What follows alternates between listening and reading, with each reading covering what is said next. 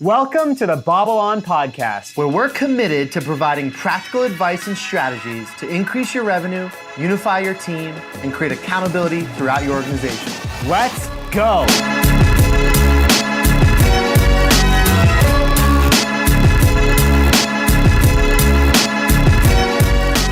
Season 2, episode 16. Episode 16. I love the number. I love this episode. We're going to have a good time. Cool. Are you driving the bus? I'm in the driver's seat right now, and then I pass the steering wheel over to you. Put your kids on the bus and go back inside. It is Halloween. Get in the bus. Yeah, love Halloween. It's Halloween, and by the way, I like your shirt. Thank you. Malone family recipe. For those of people who aren't watching and are listening, can you describe your shirt? Yes. As more detail, the better. Yeah, right. So a good friend, Nick Maffa, sent me a text last week being like, hey, hope you enjoy some chili on your birthday. And I was like, that's weird. And then this t-shirt is actually button-down half shirt arrived. And it is Kevin Malone from The Office's family recipe for chili kind of all over the shirt. It's hideous. I wouldn't wear this on date night. No. But it's pretty perfect for Halloween. Unless you weren't excited about the date.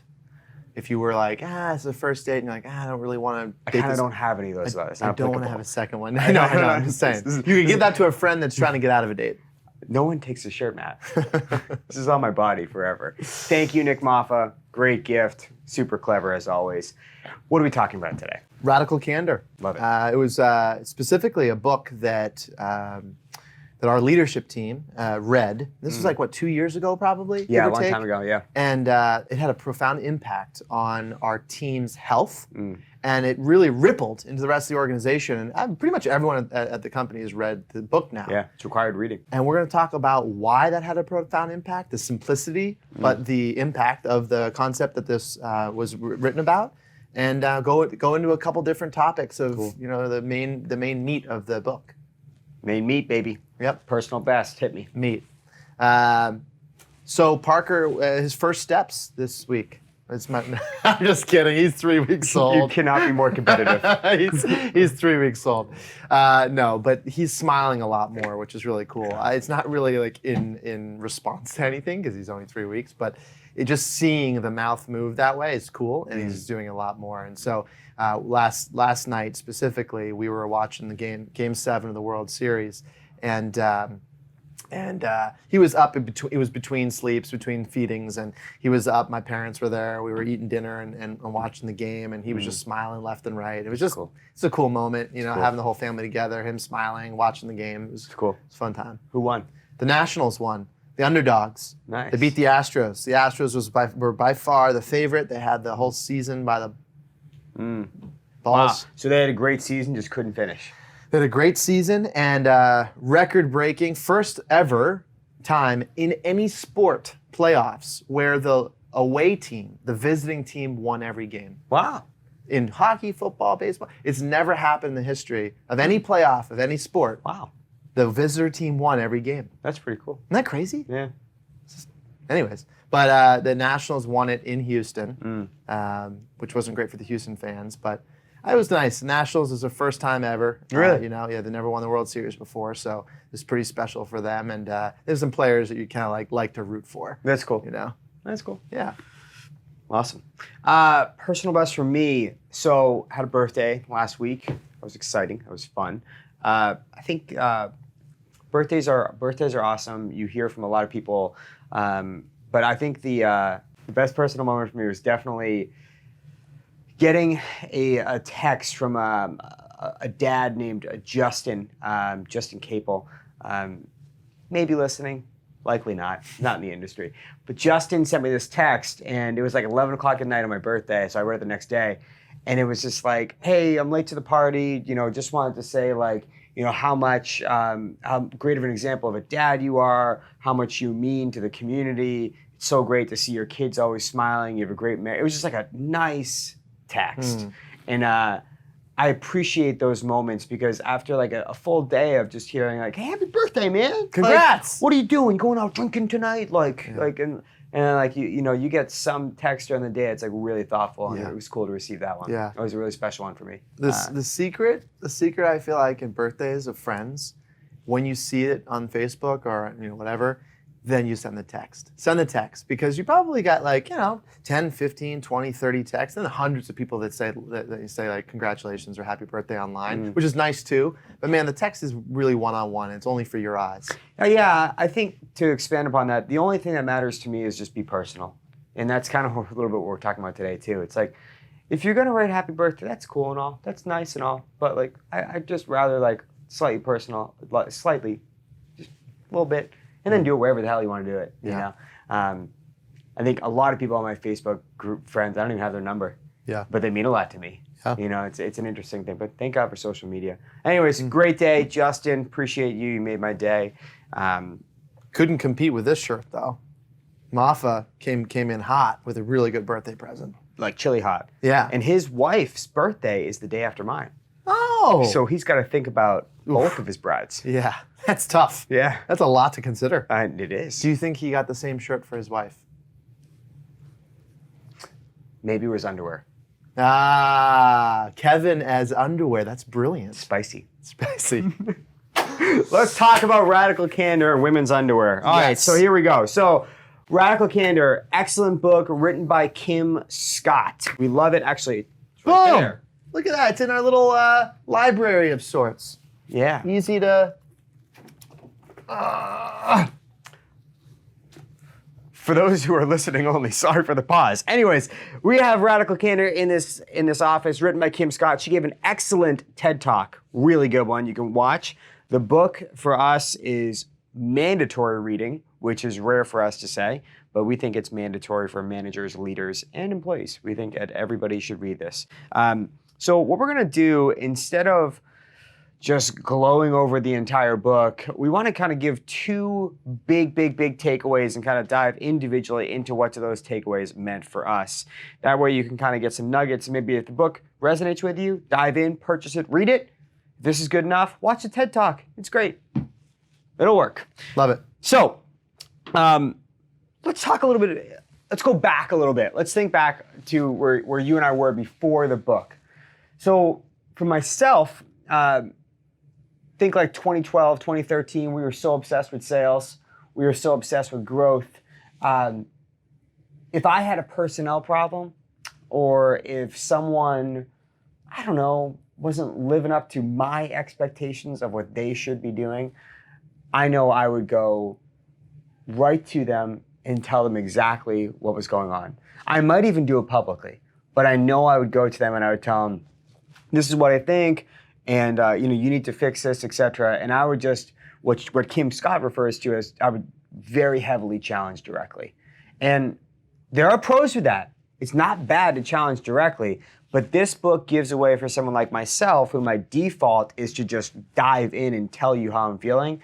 This book gave me a great roadmap into how to anchor how I'm feeling and tell someone in a way that they will actually listen. I think that was important for me. Yeah, no, that's well said. I think similarly, but on the other end of the spectrum, 12, 13, 11, those years, when it came to engaging and giving feedback with employees, I think I sometimes lean the other direction where, I wanted to make sure the person understood and that there was conflict, that there was a discussion that needed to happen, that there was behavior change. But sometimes I would sugarcoat what needed to be done to make sure that their feelings weren't hurt, to make sure that they felt that they still were trusted, that they still were respected, that they still were cared for. And I think sometimes leaning too far in that direction, the person didn't hear the objective, critical feedback that I was trying to say. I just didn't say it in the way I should have. Yeah, and that's well said. I think that, so to summarize and how Kim Scott views how Matt and I did it, is she just wants us to be like one person, and I think that's what we got from the book, is how to kind of meet in the middle a little way, is that I would go way too deep into here's what you got to change, here's what you got to do, and you got to make this happen. Like, you agree, right? And you would go at it as like, man, I love you so much, like you're such an important person in this, and you're just so valuable here. Do you mind just doing this one thing? Like, we both weren't getting to the point in a way that the other person could hear it. Both are fine. It's okay. but you're just going to stumble and you're not going to get the results you want. It's Yeah. great to care about people. It's great to challenge them. But Kim Scott gives a really good way, to just get it done in a way that people will hear it. Yeah, I think that she, what really clicked for not just you and myself. I mean, that's a really good reference point because of the disparity, but it was also the leadership team. Our leadership team, in general, as a group, was very high care, and I think what clicked was the simplicity of her exercise. Where she's explaining that if you have really high care teams, they aren't going to tell each other what they really feel, and so they hold it inside, and then they get regretful or they get resentful and they carry it with them. And if you get really high direct conflict teams, it's just unhealthy because you don't feel like anyone cares about you. There's no trust building, there's a lot of conflict, but it's unhealthy. She's like, gotta get there it's gotta be a center point. There's gotta be a place in the middle where if they know you care about them, you have permission to be direct. And that's the key. Yeah, both are extremely unhealthy, as you said. Over high care teams, like nothing gets fixed. Over high challenge teams, nobody cares about each other. Right. It's difficult. And so this is a great model. So we're gonna break through two big tips she kind of went into, and we're gonna talk a little bit about her like step by step in each one. And the first one is the one-to-one meeting, which we've talked about in other podcasts, but let's break down her method because it's great. And the first thing she says, which we could not agree more on, is to criticize in private always. Guilty as charged. I didn't follow this before the book. I thought it was okay to be a little bit vulnerable and say, hey Bob, like, don't do this again. This is crap. And maybe not those exact words, but public to me didn't really seem like a problem. When I read this, I was like, yeah, I wouldn't want to be criticized in public. No way. Right. And so her first tip, criticize in private always. Perfect starter. It goes in any walk of life, whether you're a coach of a team or you're an employer, manager, leader, or whatever. If you're throwing someone under the bus, even if you're being somewhat respectful about the comment in front of other people, that's never effective. It's never going to be met with yes, I totally get that. I understand. I'll make that change. You're right. Because you feel you feel really bad because everyone's there listening to you and listening to what's being said, and it's hard to come back from that. It's a big ego hit. It is, and the counter to it, which she says, which we both love, is okay. If you can't challenge in private, well, what should you do? Is you should praise in public. Praise in public, challenge or be critical, I should say, in private. Yeah, and that's a really good thing to take away from the book. Challenge in public. Praise in public. Be critical in private. Yeah. Easy. Yeah. And if you have one-to-one meeting, it is your one opportunity to do that. Yes. You really. That's when you can get away with being very critical, and in a caring way. And we've talked about it in the past. Like there really should be a balance between praise and criticism. And if you're 3-to-1 ratio, awesome. But that is the time to be critical. Yeah. And the one-to-one meeting, as you said right there, like you can make it about something that you're going to be critical of. We're not saying do this exactly, but if you wanted to do a one-to-one meeting on Bob's closing percentage, that's okay. You just got to make sure that you do the ratio of praise before you go overly dramatic. But you also don't want to do the meeting of like 1-to-1, let's have a casual coffee. Right. And they come on in and you just like, you're hammering away because you need to set the stage, but she does a really good job explaining that. Absolutely. And why don't you talk about like the go-to question, like a question she talks about in the one-to-one meeting that's super important to hit on? Yeah, I think if you're going to be critical, you can obviously take the praise route, but it's also really effective if you're the one that opens up and is vulnerable and helping first. So if you're the one that says, hey, what's the one thing that I can do to help you tomorrow that I'm not doing, or today that I'm not doing, you're immediately showing them that you do care about their world, you care about your impact to them, and you're willing to change. You're willing to be different than you are right now to help them.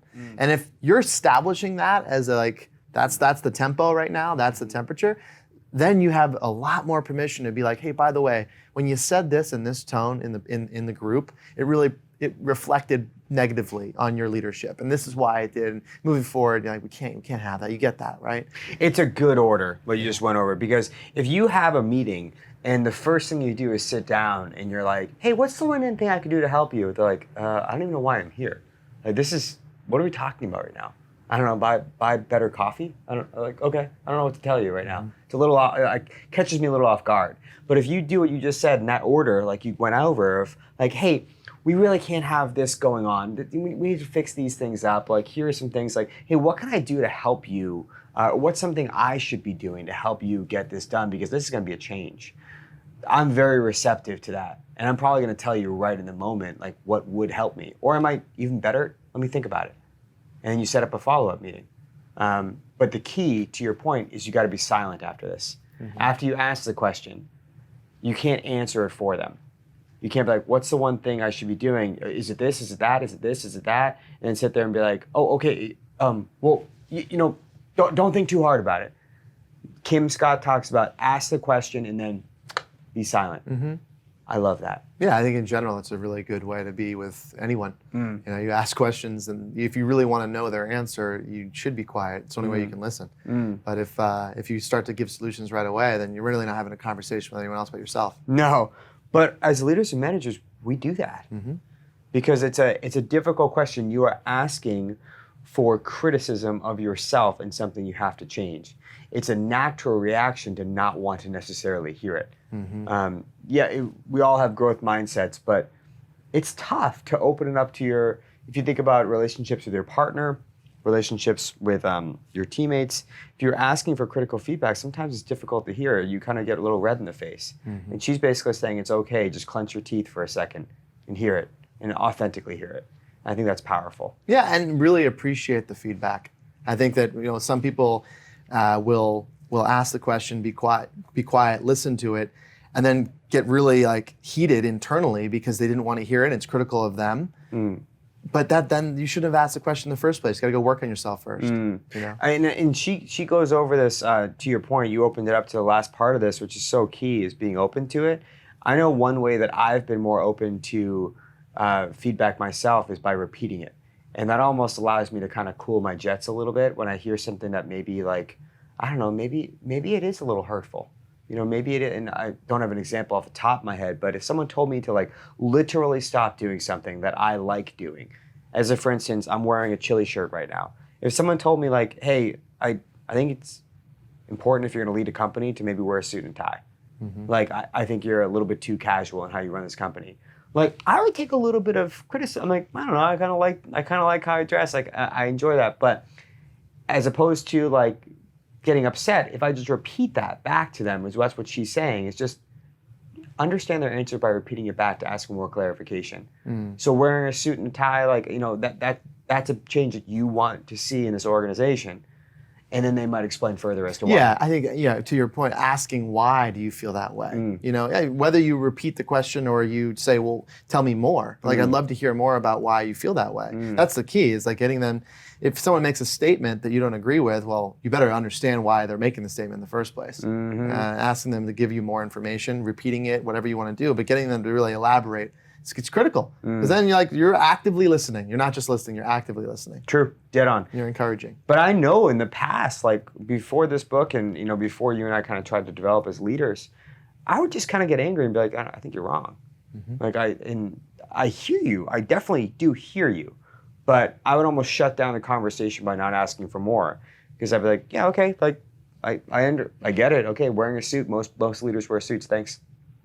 But that I wouldn't hear the second part of it. I think the second part of it is critical, because you can kind of hear, is this real feedback? Is it feedback you should move on, or are they repeating something just because it was kind of a conflict meeting? I think it's important to kind of hear the second comment about that and kind of dive a little bit deeper. This could be a real problem. Yeah, this could be real. I think as a leader or manager, if you're not open to criticism and you're not willing to show that you're thankful that they're giving you criticism, how can you possibly expect to give them criticism and want to actually act on change? Well said. Well said. And that's one of the last point that just to reinforce that. If we don't show that we're open to it, we can't possibly expect someone else to be open to it when we give it to them. Yep. So that's her second part, is really how to create a culture of open communication. And so to repeat your point here, it's start by asking, right? Asking for criticism of yourself or your organization, or what's the problem with our company right now? What's a problem with our product or service? What are we not doing? It's a great question to ask, and you'll get some criticism, right? Yeah, I mean, you hope, and if you aren't, then you haven't established that you're open for the criticism, and that's a really good learning point. If you ask for the criticism to your team and they're not giving it to you, they're not telling you anything that can improve, then you're the issue still. Yeah. You have not created an environment where they feel safe to be able to provide that. That's, you got to work on yourself first. And that was a big takeaway. So we've asked for criticism, and then her second point about creating an open communication culture is to be specific in your praise. I love this point. Give me some more intel on this point. This is one of the best things I ever read about relationships too. This was really effective with employee-manager relationships, where you have to pinpoint exactly what and describe in detail what the person did and why it was so important or why it was so good that they did it that way. Yeah. But it's so effective in your personal lives too, and I found this to be very much the case. If you just tell someone your hair looks nice, it kind of falls on deaf ears. It feels a little pay for play. Same thing as, hey, you led that meeting well. You led that meeting well. It's like, okay, thanks. I feel like you're just saying that because you feel like you have to as my manager. But say, hey, you got your hair done. I love the way it makes your eyes look. Like, man, you're just glowing today. I really, I noticed that you got your hair done last night, and I'm so pumped that you did that. Or, hey, when you stood up there and you were vulnerable in front of your team by asking this specific question, it really hit home, and you showed to the team that you're the leader. You're the one in charge. And I think that if you're specific with your praise, you don't need to give a lot for it to go a long way. It's a good template for people to follow you just laid out. And I think where people also fail in this part, and where Kim Scott is such a great teacher of this model, is don't praise something you actually don't want. And I think that's another takeaway we learned from this particular point. And we'll give an example of, if Sally in your organization or Bob brings in cupcakes all the time and you praise them, but you don't really want it. Like, if you look at those cupcakes as like, man, I just wish Bob would come to work earlier and get the work done. Like, I just wish, but he comes in with cupcakes at 9:05. Like, I can't really be upset, it's cupcakes. Well, if you don't want it, stop praising the cupcakes. Because Bob's gonna be like, all right, Matt really wants me to bring in cupcakes. Right. Maybe I'll show up at 9:10 next week, I'll make them real good. Yeah. And then you're screwed because you've been specific in your praise about something you actually don't want. Right. And I think both points are such a bravo point to Kim Scott. It was really very clickable for you and I. Yeah, and it forces you as a manager and a leader to think before you speak. And not just, I have to give praise to my team. So they're doing something that's thought of as a nice act. I'll give them praise, and then realize afterwards I'm praising something I don't want. Bingo. Yeah, it was a big aha. Big aha. And, yeah. On that, I think on the same topic of praise, one of the other things she said that if you're hearing that a lot from others, and that's all you're hearing, that's when you should start worrying. Yeah. The time when you should worry is when all you're hearing is how good of a job you're doing. All you're hearing is how wonderful you are. All you're hearing is congratulations. If you're never hearing criticism, if you're never hearing critical feedback, that's when the red flag should go up. Because no one's perfect. We certainly aren't. You and I aren't. We're not perfect. And if someone's not giving us critical feedback and saying, you know what, I didn't appreciate the way you said this, or this made me feel a little uncomfortable, or yada, yada, yada, we can't get better. And then they're not being honest with us. And then when we ask them to do things, it's like one in ear, one out the other. Yeah. And, I agree. Many of you listening, you've DM'd myself, Matt, et cetera, people from our team, and you've given praise to the podcast, which is amazing to hear. And sometimes it's specific, which is awesome.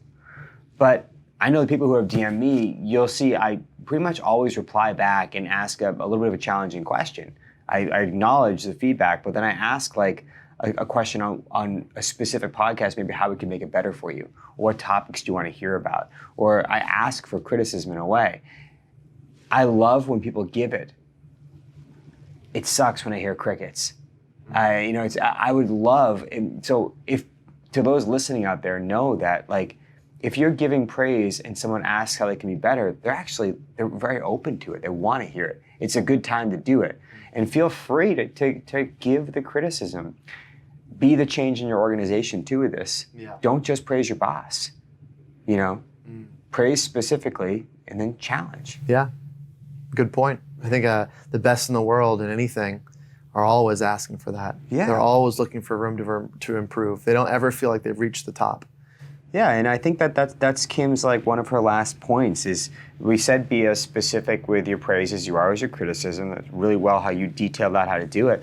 But then her last overall point is just don't take it personal. And that's easier said than done.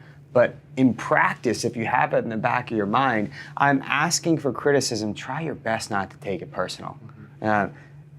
You've brought up a couple times in this podcast alone, like to really thank the other person and then ask a little bit more clarifications onto why. But don't thank if you really don't mean it.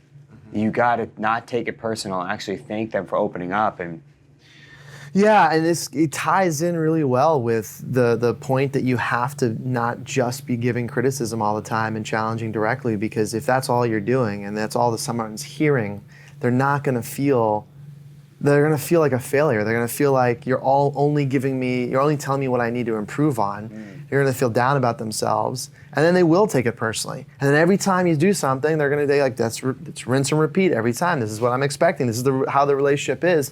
And it's a downward spiral that eventually ends up in just people not trusting you. So I think to be able to expect your team not to take something personal, you have to make sure that you balance the praise, the specificity of the praise with the challenging, critical, directness that they deserve and they want because they want to get better. We've earned it. So we love this book. It's very clear. We could talk for much longer on this specific book. It's a passion of ours. Again, Radical Candor by Kim Scott. We'll put it in the notes for those. And if you decide to read it, let us know what you thought. Tell us your big takeaway.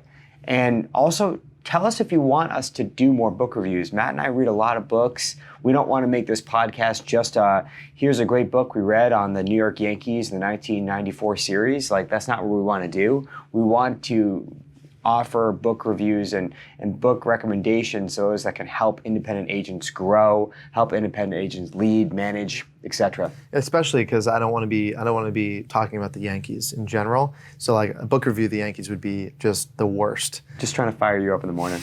But if a book that we read, we then took principles and applied them as managers or within the organization, and it worked well, that's stuff that other people need to hear about. It's the same reason why BobbleOn is what BobbleOn is. Is we learned, we implemented, it had crazy impact, and then we pivoted and said, I'm seeing the same pain over here. Well, let's help you put in place what we loved and what's working for us so well. And that's why those are the books that matter.